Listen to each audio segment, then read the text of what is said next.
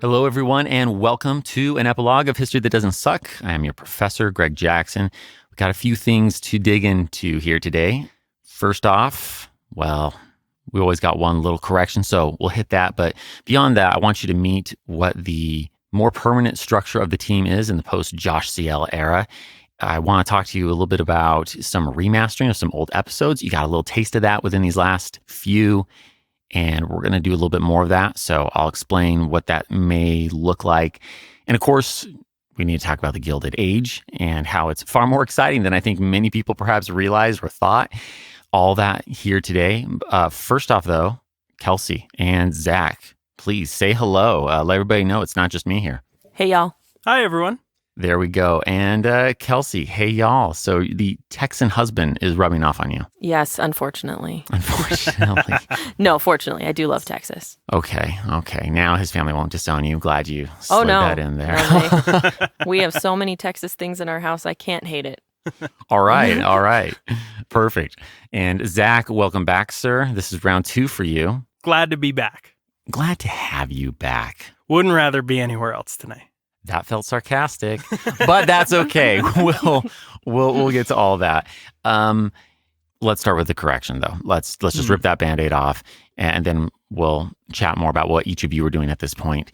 So, episode number 91, our first Gilded Age episode, I had a little faux pas in my speech. I had the right word in front of me and I misread the friggin' word. These things happen, but we had a speech by Carl Schurz. For those of you who may recall, he's making Chester Arthur, our boy Chet, feel a little awkward about, the whole corrupt way in which the spoils system works and how it's certainly hooked him up. All that said, my word, I said indignant. That's what I said. I said indignant. The word was indigent. And thank you to Aaron in New York. That has been fixed. We re-recorded that one sentence, sent that off to our dear friends at Airship, re-uploaded the episode. So if you were to download it anew, if this is truly that important to you, you can do so. It's that important to, as you can see, me, my perfectionist self.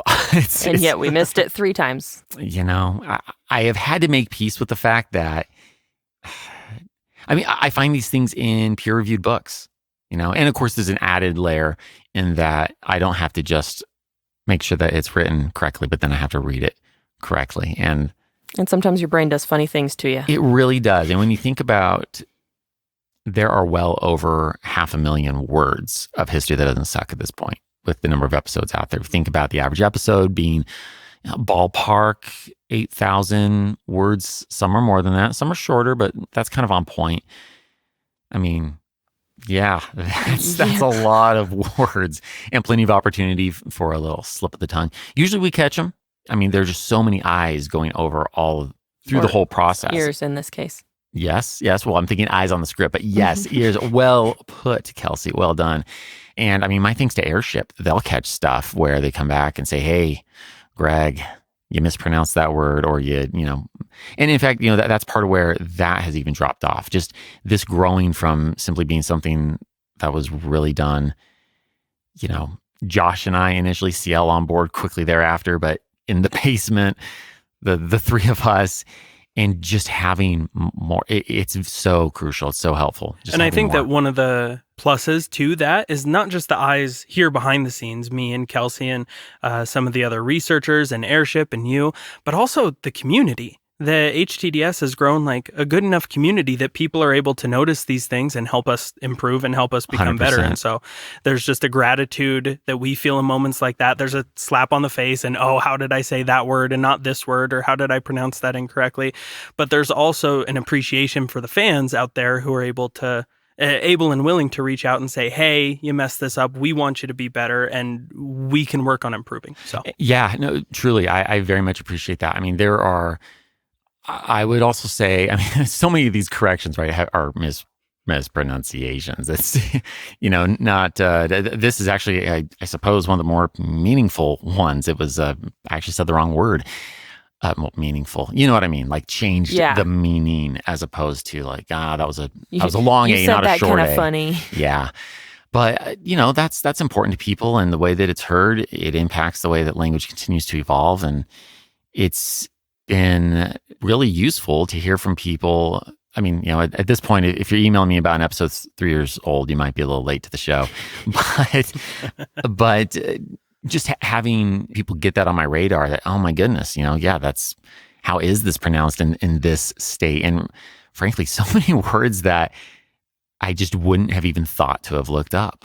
Well, yeah, because they're pronounced completely different than what you would think that they're supposed to be to our Western ears. Precisely that. So, it's obviously I've also had to just make peace with the fact that, I am not going to pronounce every single river and brook and creek and other things that aren't bodies of water in the exact same way that the local does. And hey, that's just going to have to be how it is. But to my perfectionist nature, it's been really helpful. And I've loved, from Patreon to the Facebook group in particular, these communities that we've got now where sometimes I'm in the middle of a record. I hit pause. I realize, oh my goodness, this word could be different than what I think it is.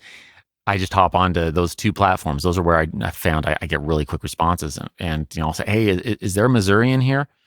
Is there a New Yorker or whatever it might be? And sure enough, usually we did that recently with a location. We talked about Madison Square versus Madison Square Garden, and people immediately jumped on it, and that was super helpful for that episode. And shout out to Jose in New York. He in particular, man, we messaged back and forth a number of times and getting into the nitty gritties of the exact year that things evolved there. So yeah, great example, Zach, and thank you. Anyhow, okay, enough on that. Let's talk more about what the two of you are doing at this point. Yeah? Sure. Yeah, absolutely. Yeah. Well, all right. So, Kelsi, this is your first time behind the mic. Second for Zach is basically just a veteran at this point. Yeah. He's an old hand at this. Yeah. I'm an experienced veteran here. Yeah. And that's definitely how you're feeling. Exactly. Yeah, sure. But Kelsi, you actually are in fact the old HTDS veteran. Yeah. Even if you haven't been behind the mic before, you've been with us 2.5 years. 2.5 friggin' years. Yep. Yeah. So it's hiding very comfortably in the shadows for that. And you love that I coaxed and talked you into getting onto the mic tonight, right? I was so excited about it. You are so welcome for this. Yeah, I'm not scared at all. And why would you be? I couldn't even fathom. Kelsi, thank you. You've handled, just handling social media, first of all, which is what you initially that's did. what I started doing. And you've done, I think, a great job with it. I've enjoyed what you've done. It's definitely been a skill that I didn't think I would ever acquire. And look at it. It's still not my strongest thing, but I've definitely improved a lot in the last, 2.5 years. I very much appreciate the memes. I'll say that. Thank you. Absolutely. I've gotten really good at creating those lately. They're wonderful.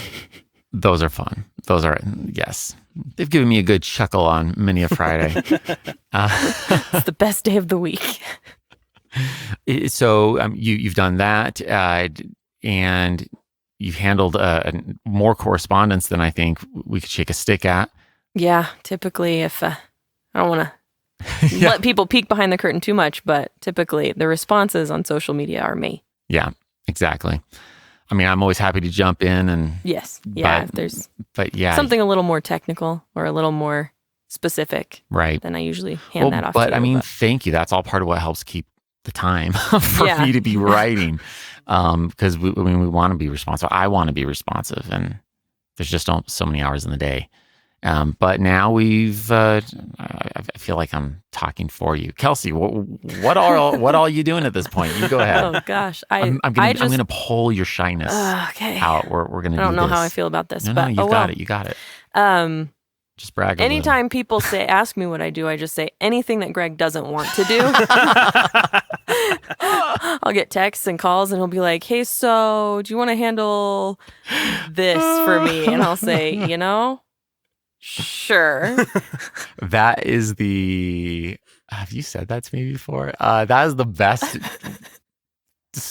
I don't know how I feel about that description, but it's probably Good. Somewhere on Kelsi's resume is just a line description of the job that says It's dealing with Greg's crap. dealing with Greg. Yeah, dealing with Greg. And somewhere there's someone who will be interviewing like, oh, that is a tall order. Oh, I know. When can you start?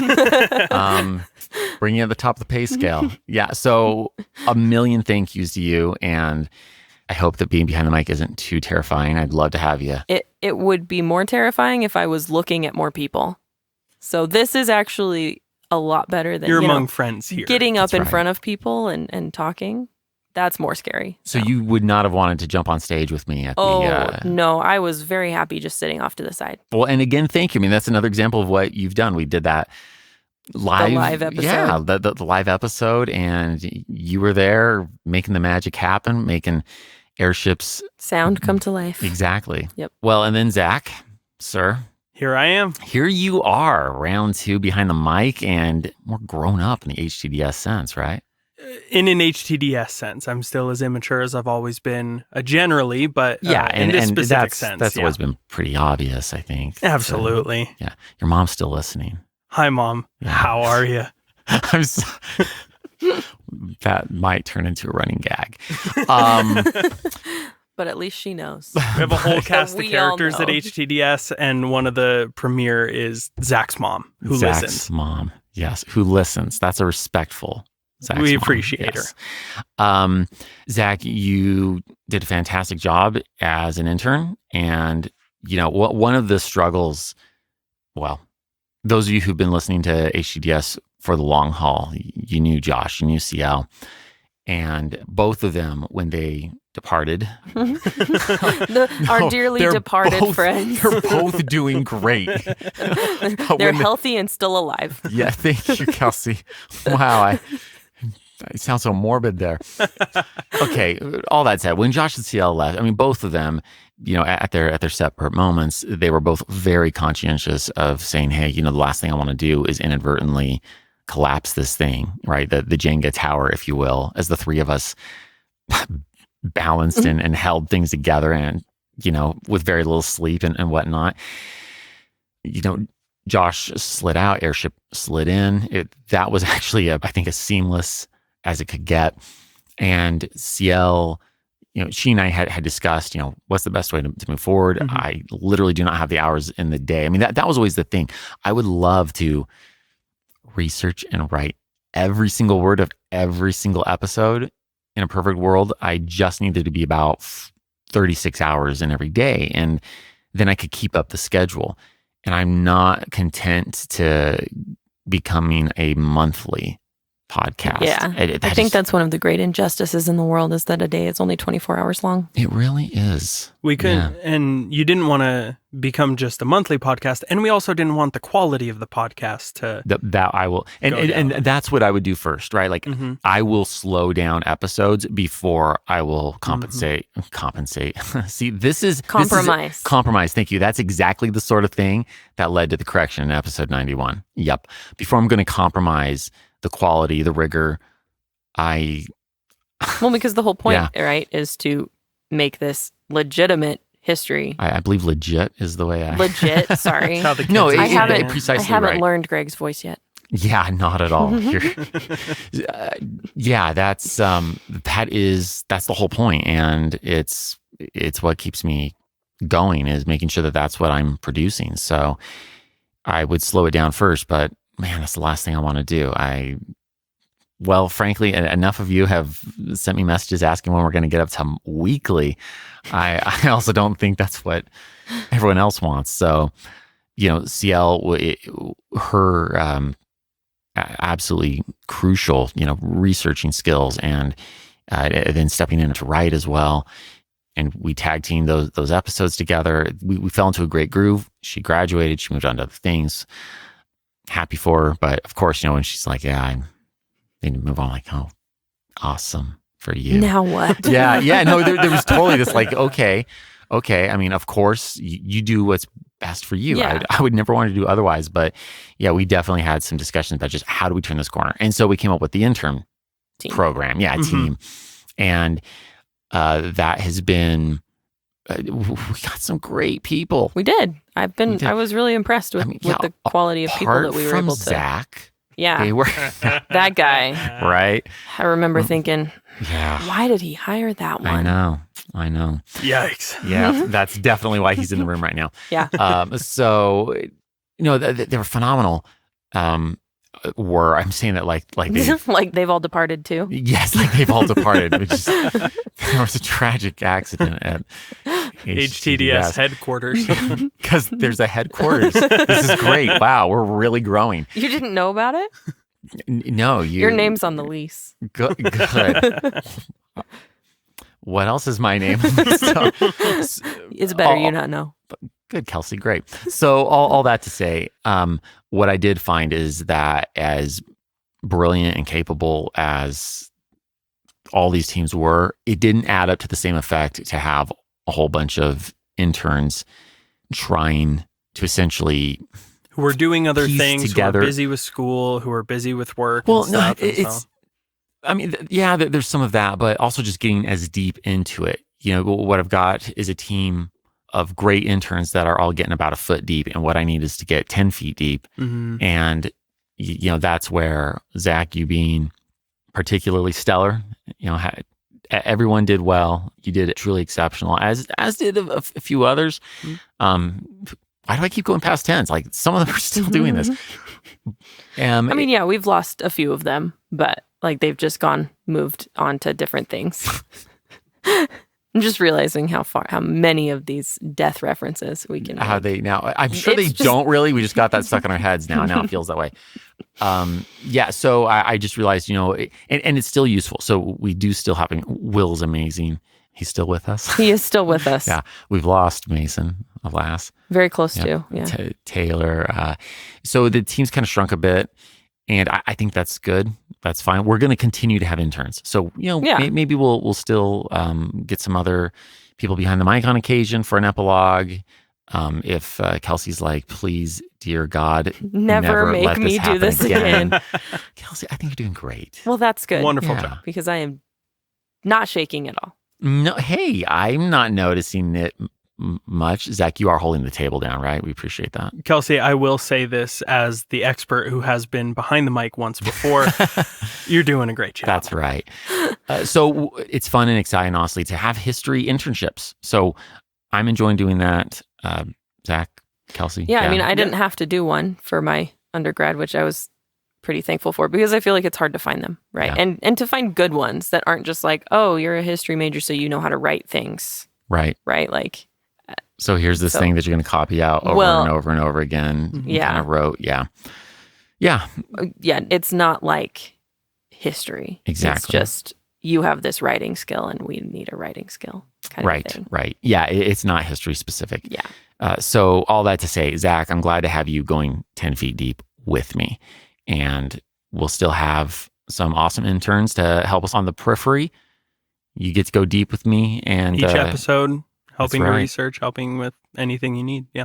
So that's where we're at. That is, this is kind of, I guess, phase 2, I suppose, as I did not appreciate that HTDS when I started this thing. I had no idea what I was biting off. That is just painfully, evidently clear. I feel like you say that to me every time we talk about something. I know. The hours of my life. And I don't know that I mean, we could kind of, I'll say this a little bit for when we want to talk about the Gilded Age itself, but I did not quite appreciate I knew this would take years.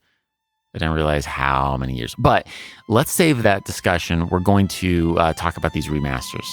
Yeah. Right? This second edition stuff. Let's get a quick little break here, and then we'll come back and we'll talk about remastering some of the older episodes. So hang tight if that interests you.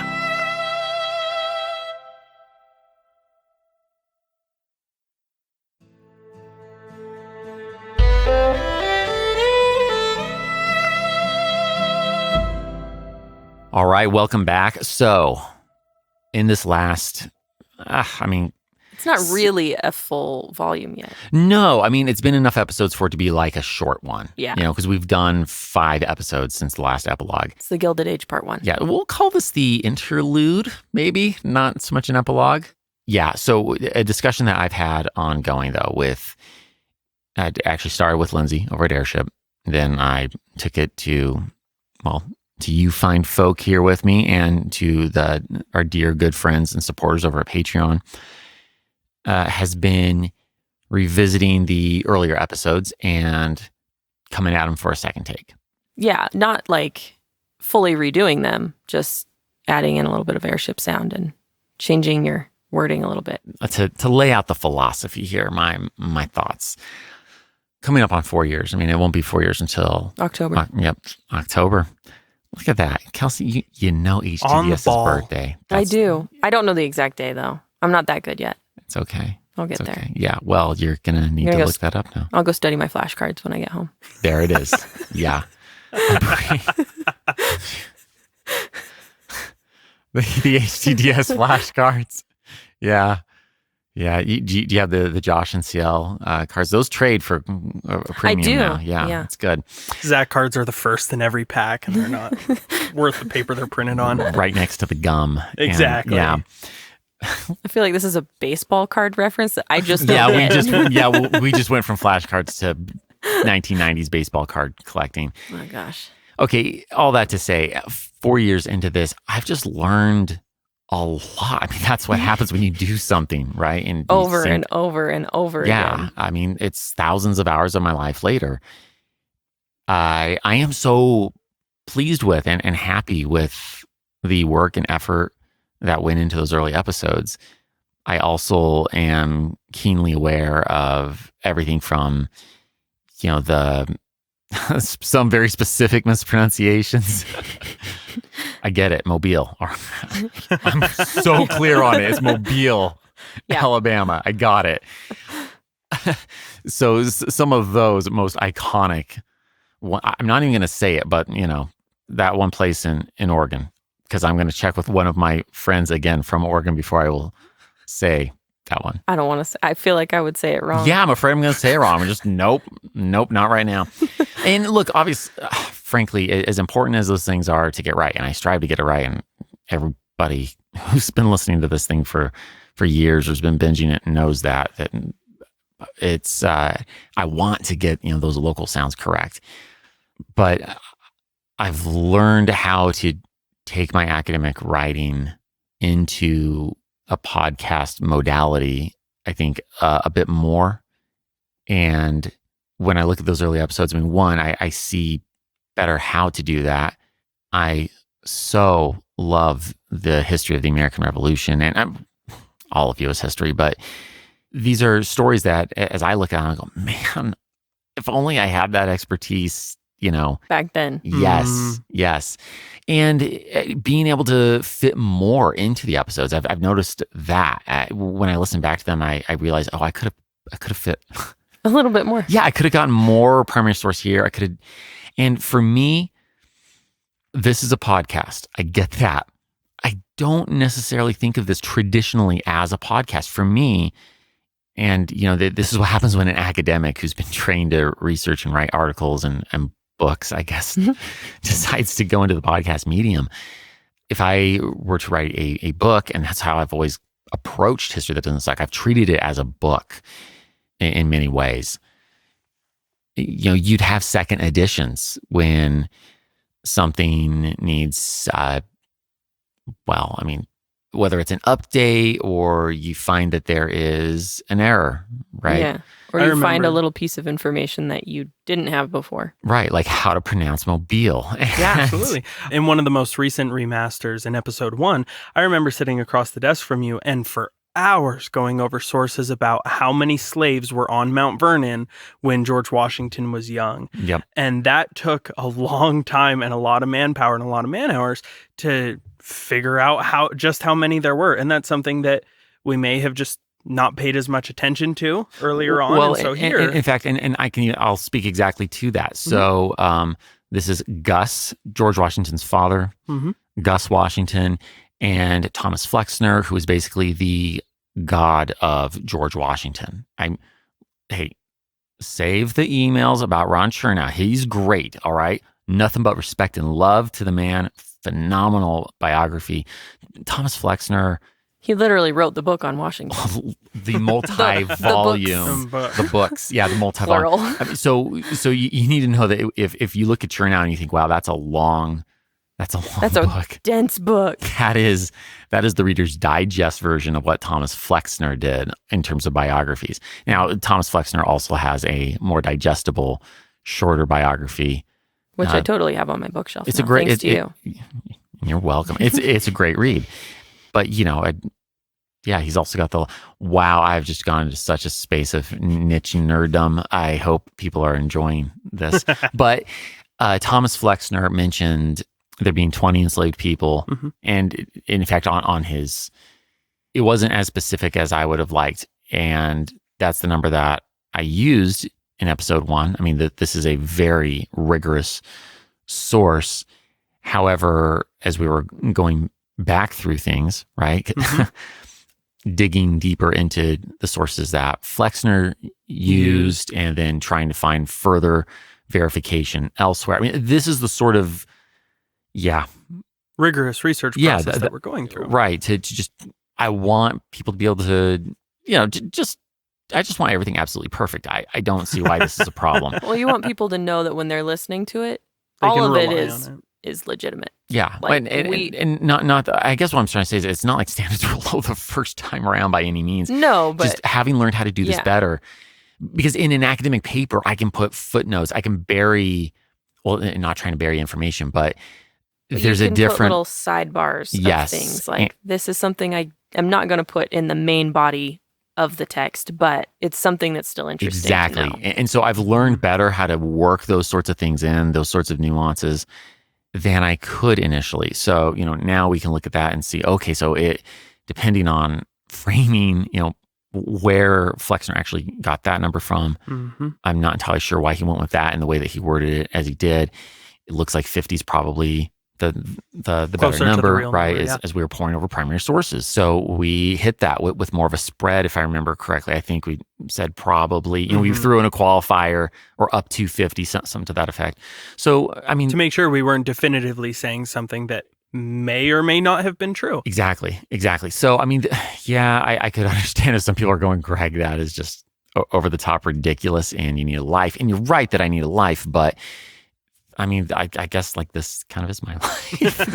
I care so deeply. I want to get it right in every single respect and regard. And I think that's what people appreciate about it, right? Like that's why people listen, is because they know that you're not just making stuff up. I'm not. Good grief, am I? Sometimes we'd like to. But I think sometimes you guys would like me to. Greg, stop. Do not ask me for another source verifying this. Just say 3 sources said it was okay. I don't care if you've got a 4th that disagrees. 3 trumps 1. So there are a few things like that, down to the pronunciations, even on some of the accents. Frankly, I very much embraced. I had my questioning phase as I, concerned about sensitivities, and I know that there's plenty of things to be sensitive to there, and realizing how I can be more sensitive to that, but also being able to go back through some of these and really get them right. Yeah. Because now I've got my dear friend Lucy in Tennessee who can help me get Andrew Jackson right. Yeah. And so on and so forth. So, I'm being a bit of a perfectionist, but what else is new? Yeah, it's okay. It's okay. I have come to embrace who I am. It's something else that I want to add, though, is that, look, if anyone's listening to this and going, oh my gosh, how can you do this? Oh, I love the originals. All good. It's not like these are going to be banished. Yeah, they're not going away. Yeah. Like, let's see, how much energy I have to do this on top of regular everything releases. else. Yeah.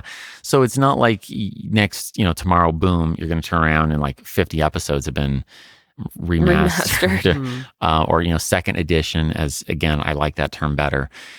But this will be, a work in progress. I think we'll release at least some of them, maybe as the recent episode, in part because, frankly, Zach and I, Kelsi, we always need that time to make sure that we're getting it right. So it's a way to continue to give that biweekly that you want to, but also to make sure keep that the rigor up. Yeah. So when there's one, I'm like, man, I ended up rewriting 3,000 words of this. Sure, 5,000 of them are, like episode 1. That is a great example. The original episode 1 was about 8,000 words. The second edition one is 10,500 words. It is the longest episode to date, or at least tied for it, I believe, with one of the Transcontinental Railroad episodes. Gotten better Useless at talking information. fast. Glad I. All that to say, I mean, I was really pleased and happy to release that as the episode. So much time and effort had gone into it, and it was basically director's cut, right? Like in the way that it It's had like watching evolved. Lord of the Rings extended editions. Wait, is that a good thing or a bad thing? It's a good thing. Okay. I mean, I feel like It's there's the going to be best way to strong watch them. feelings. Okay, all right, and so we know where you land on this, Yes. Kelsi. We do. It's a major compliment, I would say. Okay. Oh, well, thank you, sir. All right. Good. So one last thing that I do want to just say on the whole remaster bit, and I'm not quite sure what the model looks like. I do know that Aaron Mankey, who does the podcast Lore. No? Okay, I'm showing my age. That is, I've never mind. seen it on Okay, you my haven't app, but I given it a listen. haven't had a All good. chance to listen to it. It looks really interesting, though. He's doing a similar thing where he's looked back and go, man, these early episodes when people kind of decide, they'll listen to episode 1, 2, or whatever and decide they like it or they don't, right? Mhm. And so he's gone back and remastered. He's remastering some of his earlier stuff. All I'm saying is there is some precedent, I guess. But as he's doing, this is where the connection came in. He's going to make sure that the old versions are still there because people enjoy those old versions. Well, and People that's who've been something there. that when we floated the idea of doing this, that was something that was was the big very clear that people wanted to make among sure the we patrons. had the Yeah. original sound still. I do as think well. that there was a bit of terror among Yeah, some I think patrons. they were worried And- we were just going to cut it all out and and I'm- replace it completely. And I'm honored that was the reaction. As much as I might, see reasons for wanting to do a second take, that makes me happy. So we're going to keep them there. I don't know if this is like a alternate every other, like original episode 1, and right next to it we have second edition and continuing on, or if we're going to move the originals over to the YouTube channel that is so grossly neglected and that we do so little with. we have a lot of them over there already. We do. Definitely not. No, not even not close all to of all of them. them. Yeah, we had this brief moment of energy. Were you here yet, Kelsi? I Did that predate you? I think I was here towards the end of that. Okay. Because I remember Definitely predated me. It did, Zach. I do remember that part of my job initially was to help Josh with that, and that kind of Died. didn't withered. happen. Yeah. It departed, if you will. It departed. It departed. But that one did die, unlike Yes, everything else unlike that everything we've else. joked about. So, maybe that's the answer, but that is something that is going to, this is, frankly, it's kind of become a major part of my life's work. Like, Well, you don't want them to go away Yeah. forever. 'Cause Yeah. it's fun to look back is. on those things Well, and and- say, this is how I've grown and how I've changed. right. And to stick with the book analogy, you can go buy a first edition, right, of a book. And it's usually cheaper. Spoken like a true college grad. Last thing that I want to say on this, though, I spoke to Josh before I spoke to anyone at Patreon. When Lindsay and I first even broached this idea, the first thing I did is called up Josh because, to do anything with these where so much of CL's contributions, that's not really going to be Yeah, it's not like you're changing all of the things that CL exactly so put in. right. So that in many ways stays put. Even if I do tweak some words here and there, that's not going to be a major deal. But my first thought was this could. Obviously, Josh isn't here to do it a second time for me. He's moved on. It's got to be with Airship, and I don't see that as a bad thing. Just saying it's got to be. There isn't an option. Josh doesn't have the time in his life to. Yeah, I'm going to do this with the original sound, even. But yeah, I went to Josh and said, "Hey, man, how do you feel about this?" Because the last thing I want to do is, make him feel like you didn't appreciate what he did for you. Words fail to articulate my appreciation for Josh. And he was just jazzed. He said, dude, hey, anything that you think makes, In true Josh fashion. Yeah, that's just Josh, right? Like, Yeah. no ego. He's excited. He loves Airship sound and, said I'd love to hear what those early episodes sound like with their sound design. So there we are. All right. So that's something you can look forward to, the occasional sprinkle in of a remaster episode, second edition, as we move forward. And that's all the logic and what on earth's going through my head there. Perfect. Thanks, Zach. You're like a little exclamation point at the end of the sentence. Happy to add in. Yep. Well done, sir. Okay. We need to talk a little bit about this crazy Gilded Age, right? That nobody knows about. Underappreciated. Is the Gilded Age the best era of American history? Yes or yes? Oh, gosh. We'll talk about how that's wrong, but let's take a quick break, and then we will Gilded Age it up, get into the Roeblings, Brooklyn Bridge. I'm excited about that. Me too. Okay, quick break, and we'll be right back.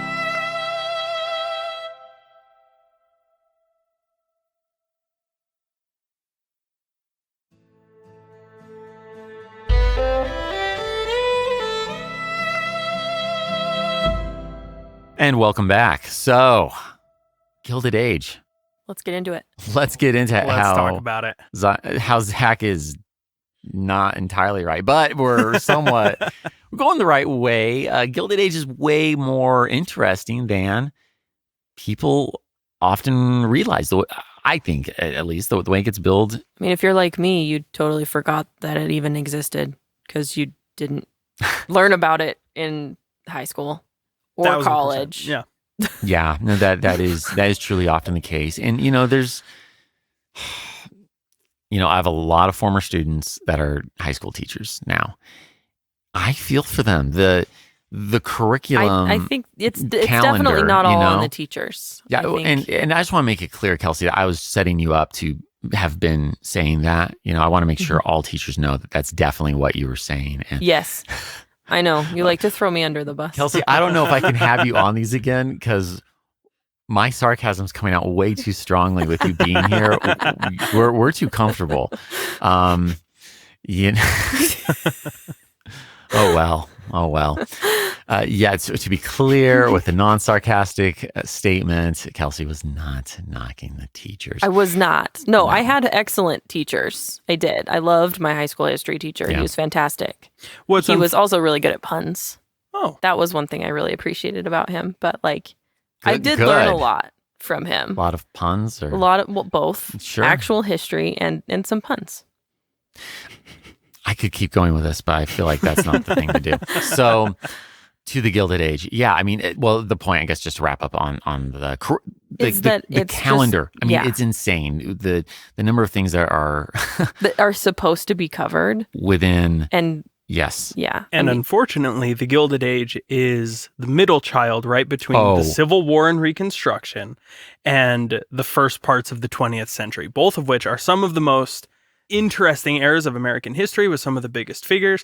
You have Lincoln and Teddy Roosevelt both on Mount Rushmore, and Rutherford B. Hayes and Chet Arthur are nowhere in sight. Didn't make the cut. Yeah. And I couldn't tell you why. I mean, I think we could. I think we probably could. Right. No, dude. You nailed that. That is so true. Gilded Age is the middle child.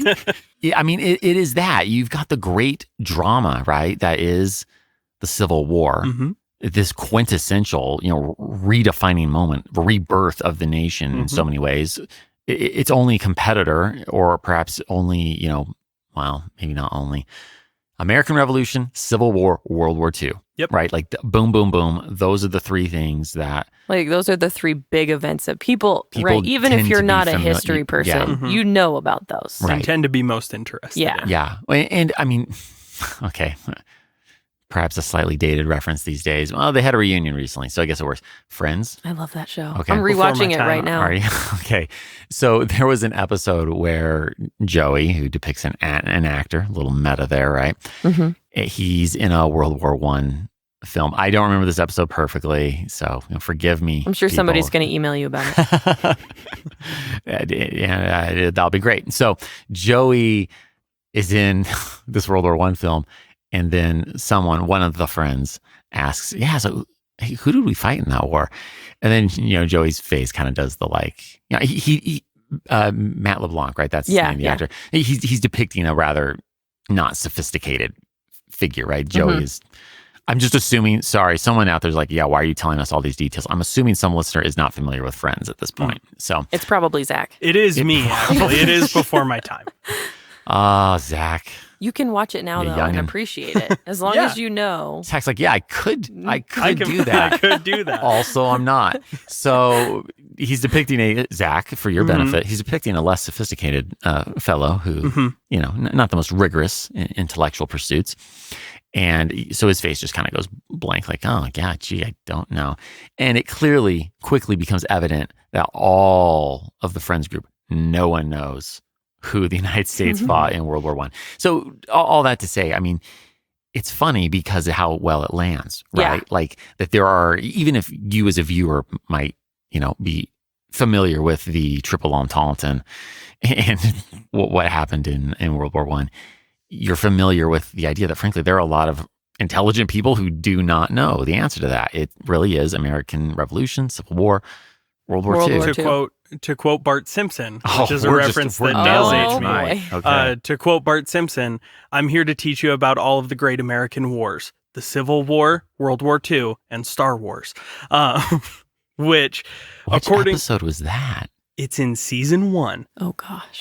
It's in season 1. It's called Bart the General. It's on disc 2 of the 4-disc box set. So now I know why Zach didn't watch Friends. He was too busy rewatching Simpsons and memorizing the box set. I know, Mr. I was the coolest kid. Mr. Friends is before my time, and then he pulls out season 1 of The Simpsons. And I'm pretty sure that It does Yeah. predate it does Friends. predate Friends.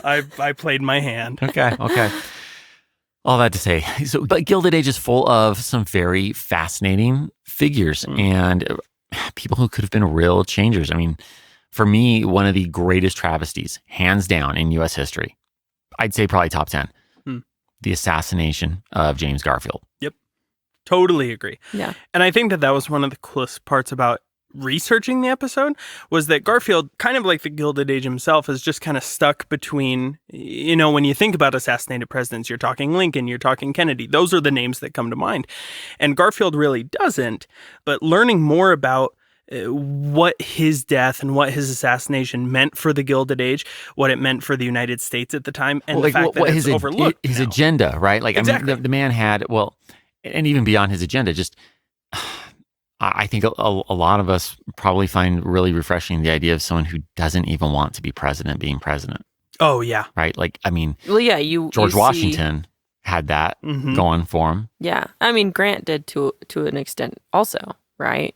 And I feel like those are the kind of people we want as politicians to represent us because we want them to not want that. Because that I think helps you feel like they actually care about what you as the people want. Yes, because they're stepping into this truly as just full-on servants who... Yeah, they take it's an obligation, a civil obligation. It's they not, take that civil servant term very seriously. Yes. I think it's much preferred to have someone who thinks the office is above them and they're constantly striving to hit that ideal than to think that the office is below them and that they're somehow doing you a favor by being your president kind of thing. And I want to be clear, I'm not intending to comment it's not on, a political commentary. Yeah, it's mostly just it's a different way of thinking. Exactly. I think. And I mean, just some presidents, you can hope that that's there, but you don't have and this is what I mean by definitely not meaning this as political commentary. Like, you don't have empirical freaking evidence that they definitively did not want to be president. Yeah, whereas you do with Garfield.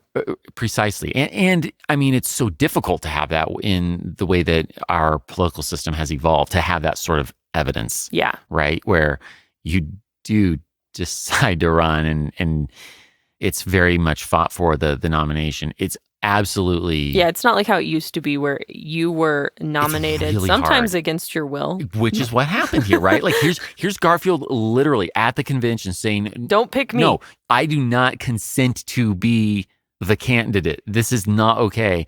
And, there you've got... I love that they pull up, they turn to freaking, Robert's rules, I think, exist. I made the joke that people, that Garfield didn't know his Robert's rules. I believe that first edition was about that time. Yeah. But, they basically just overrule like, It's no, hard. You don't find- know what you want. It's hard to find a funnier scene than someone shouting, "No, I don't want to be president," and the president of the nominating Republican convention saying, "Sit down. right? You're going to be president." Right? Well, and just the juxtaposition of these other candidates who are fighting so hard Yeah. for the nomination, Yeah. right? Like, And they go with somebody that doesn't even want it. right. And then It's just so outstanding. and then jumps right into it. And then jumps right into Yeah, he he's doesn't fighting. like mope about the fact that he got chosen when he didn't want to. Yeah. Like he's like, okay, well, that happened. Let's Well, make the and- most of it. And a travesty. Look, it's really easy to, of course, think about what might have been. Mhm. I mean, we can do this in our own lives, right? We can do it Yeah. in history. If this one thing had just gone differently, and of course, we convince ourselves that everything would have been perfect. I'm not trying to say that by any means, but I just can't help but wonder.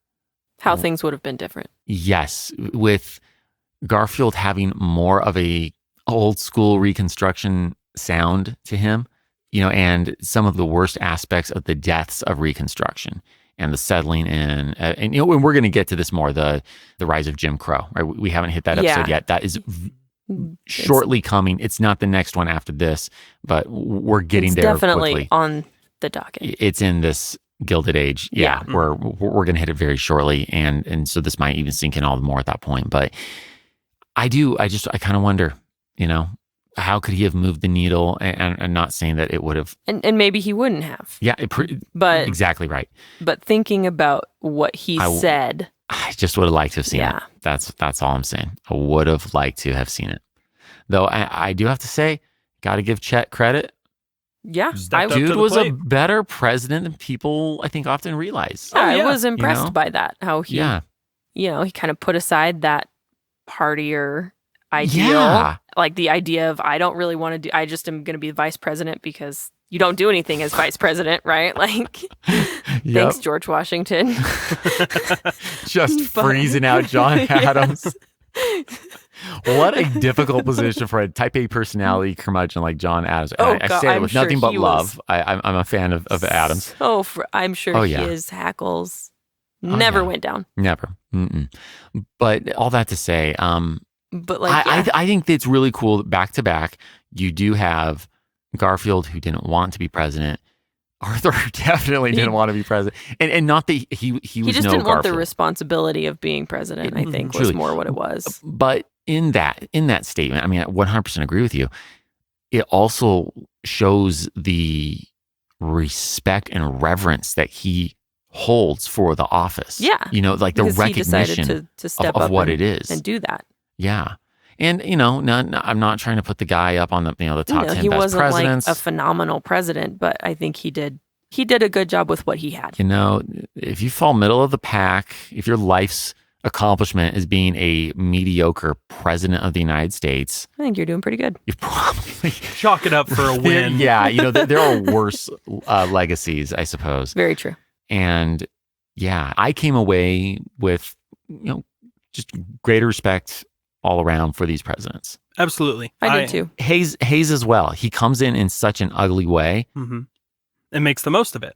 And I think that his crusade against the spoils system shows a willingness to stand up for what he believed in instead of just playing for cheap political points in a way that I respect, especially when it would have been much easier to just go with the flow and go with the mainstream. So truly, unfortunately, I don't think he could have stopped it. The death of Reconstruction. That's, of course, a stain on an absolute stain. Yeah, 100%. on that legacy. Absolutely. And one thing that is often, I don't say this to pardon Hayes, but a nuance that I think is often lost, especially in present day discourse, my life, as I recall it, is the misconception, though, that presidents are kind of like monarchs. Mm-hmm. So again, I'm really not trying to give Hayes a pass there, but to realize that if Congress is not on board, I mean, that's where the real power is at. That his word is not law. Right. Yeah. Well, and he Right. doesn't have absolute authority to do anything. And really. so, I mean, I guess all I'm saying here is that I'm not giving Hayes a pass. The death of Reconstruction was happening because that's where Congress was. And, Yeah. and that's where America It was. would have happened regardless of who. You just would have liked to have seen him put up more of a fight. Or at Yeah. least, I would have liked it. But Hayes was, by and large, an honest man, and we'll get more into the death of Reconstruction and Jim We will. Crow and We Plessy will. versus Ferguson. well, in and we'll future get episodes, and so. we'll get into some of these. We still have other presidents to get to within the Gilded Age. Cleveland in his odd bookending of Harrison, right? Cleveland. 22 and 24. That's right. The only guy who gets to be two numbers. I did have Anyhow. to answer a question once about that. Somebody Did was you? like, why we've had however many inaugurations, but only 44 presidents now. yeah. I'm like, oh, I can answer that question for you. Your moment to shine It's was like, great. Because if they're subsequent presidents, they don't get another number. But Cleveland does because he was not. That's And right. we've already gotten a bit of a taste of Cleveland because he's going to be the governor of New York Mhm. around the time where we've been spending a lot of our time, which is the Brooklyn Bridge Yep. and Statue of Liberty. Let's make that shift. I feel we've probably said ample on those presidents. More there. than's probably been said about them in the past 100 Fair enough. years. Fair enough. This to me is one of the amazing and just amazing things of this era are some of these builds, the masterful construction projects that are still with us to this day. And obviously, again, as I've said so many times before, HTDS is a survey of U.S. history. We can't stop and just stay put in any one subject. That's not As much as we would like to. Yeah. I mean, so many times. because we had somebody, I don't remember who it was, message us in and ask why we didn't talk about the Erie Canal. Yeah. Like, I think that would have been great. We did mention it, Yeah. right? But No, yeah, we mentioned it, but it didn't get a full it doesn't get a full episode. And I think that's just because we have to be kind of particular about what we choose to focus on. And that was we didn't jump into this imagining that we were going to spend a whole episode about the Brooklyn Bridge. Yeah, and part of it does come down to the sources, that we can get our hands on, and can we do it right? And the Brooklyn Bridge, I think earlier, Zach, I remember you saying, it was almost a gift wrapped. It's such a absolutely. story, It was. man. It's so compelling, right? Oh yeah, absolutely. We were talking earlier about how the Brooklyn Bridge was supposed to be part of just an episode about immigration into New York and Ellis Island, and We they would had all this kind of be wrapped into neat one. little. We did have, it was like, we were going to talk about Ellis Island and the Brooklyn Bridge and the Statue of Liberty Yep. all in one little episode. And Well, then- look, again, I'm probably being a broken record, but I started this podcast thinking, I want to make it an accessible place where everyone, regardless of their opportunity to go to college or they want to refresh, whatever, they can get their U.S. history down. And not that I came at it thinking like, oh yeah, because I already know everything. But you come at a friggin' PhD, and I've taught these courses, and You like to think that you know. kind of, yeah, like A fair amount. It didn't dawn on me just the dark patches in my own understanding of that whole U.S. history, right? Even as I've taught this very course from You always have blind colonies, spots. totally. Especially when you're blind in one eye, but sorry. I always feel the need to clarify. I am in fact, I'm legally blind in one eye, just in case anyone's thinking that's a self jab, to be clear. No. It's a joke, but also a true one. Yeah.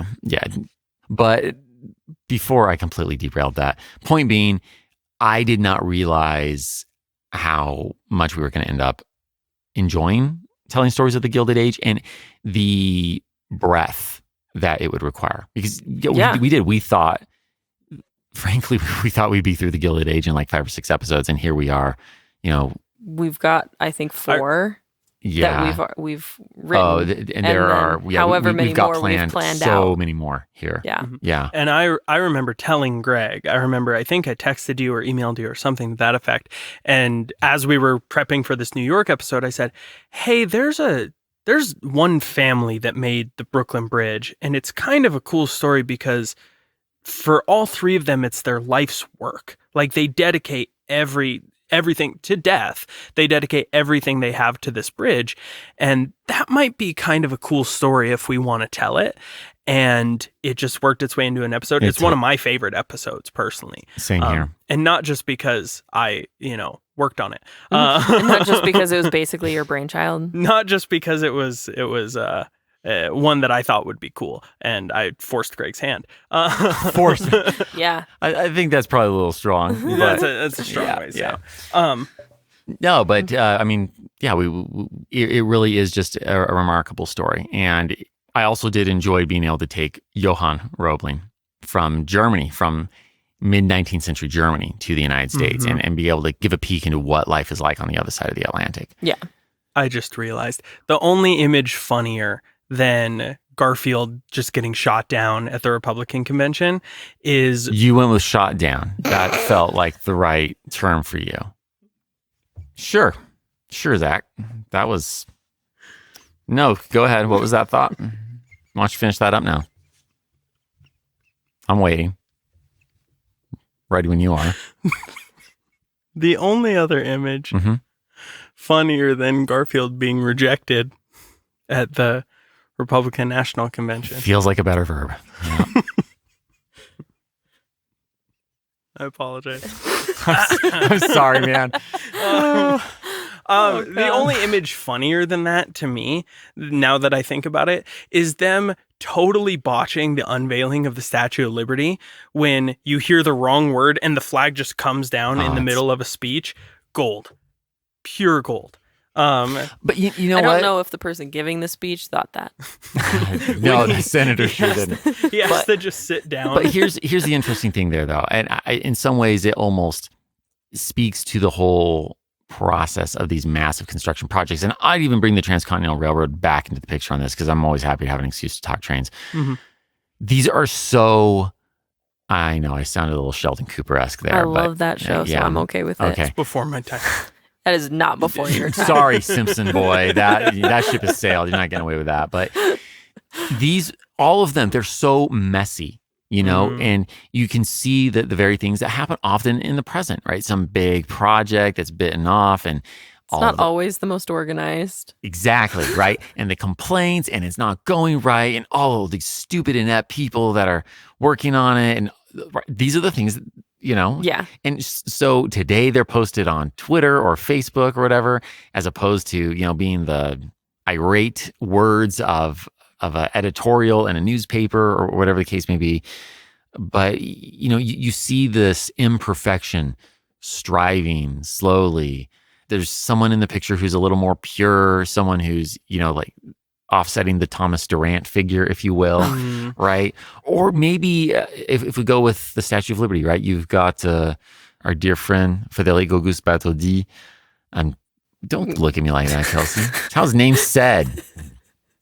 You could have just gone with Gus. No, Gus? That's George Washington's father. We've been down that road. I didn't want to confuse people. So, Auguste, for all the complex layers there in terms of sifting out, what was his motivation? Was he really interested in the idea of liberty? Was this a vanity project masked by ideology? Or is it some of all of these things?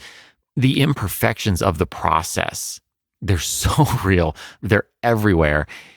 But in the end, I mean, we did get these incredible... Yeah, you have this awesome thing to look at. Right. And or to use. I mean, the Brooklyn Bridge, we're still using it, right? I do wish that when I had been in New York visiting that I had actually known the history of it. I think I would have appreciated it a little bit more. I'm sure if you make it to New York City again, it's going to be a different... It definitely will be a different story. Yeah. So... that to me is the beauty of it, I guess. I see some beauty in the, not that I like corruption, that's not what I'm saying. No, but just in the process of getting it's there. It's so human. Yeah. It's so human. And we often have these inhuman expectations, right? Of these massive projects that frankly are going to bring to bear all the flaws of everyone that's involved in it. Yeah. And yet all those flaws are overcome. This is where the beauty comes in for me, right? All those flaws are somehow overcome as you have a man looking through a telescope out of his bedroom window to see what's going on, where his wife, who's taught herself how to be a freaking engineer, is out delivering the word and directing hundreds, which as the case may be. Been kind of an engineer, I could not have taught myself that. How to build the Brooklyn Bridge from scratch? No. Yeah. This is what makes it's so it's remarkable. So impressive. The overcoming of human, failings, I suppose. All right. I'm sorry. I've blathered. Thank you to everyone for joining us as always. And, we're looking forward to carrying on with the Gilded Age here, getting a few second editions out as that fits the schedule. Zach, Kelsi, anything else? No, I'm excited to learn more about it because, this has all been new for me. Excellent. I think I'm super excited as well. I think everyone will find the next few episodes to be electrifying. Gosh, I knew you were going to do that. All right, well, we'll see you with Edison soon. Join me in 2 weeks when I'd like to tell you a story. History That Doesn't Suck is created and hosted by me, Greg Jackson. Production by Airship. Sound design by Molly Bach. Theme music composed by Greg Jackson. Arrangement and additional composition by Lindsey Graham of Airship. For a bibliography of all primary and secondary sources consulted in writing this episode, visit htdspodcast.com. HTDS is supported by fans at patreon.com/history that doesn't suck. My gratitude to you kind souls providing funding to help us keep going. Thank you. And a special thanks to our patrons, whose monthly gift puts them at producer status.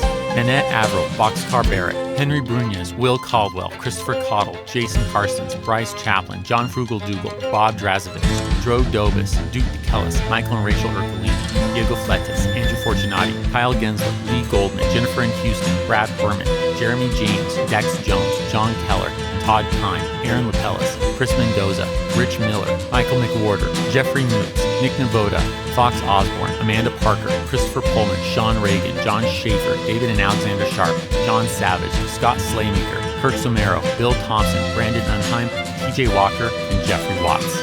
Join me in 2 weeks where I'd like to tell you a story.